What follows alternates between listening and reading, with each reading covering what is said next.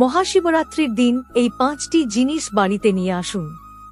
ভগবান শিব প্রসন্ন হন এবং তাঁর আশীর্বাদ বর্ষণ করবে।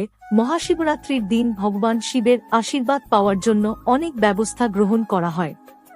জ্যোতিষ শাস্ত্র অনুসারে ভোলেনাথ সম্পর্কিত কিছু জিনিস এই দিনে বাড়িতে আনা হয়, তাহলে এটি অত্যন্ত শুভ। এখানে 1 নম্বর রুদ্রাক্ষ বাড়িতে নিয়ে আসলে সারা বছর বাবা মহাদেবের আশীর্বাদ থাকবে।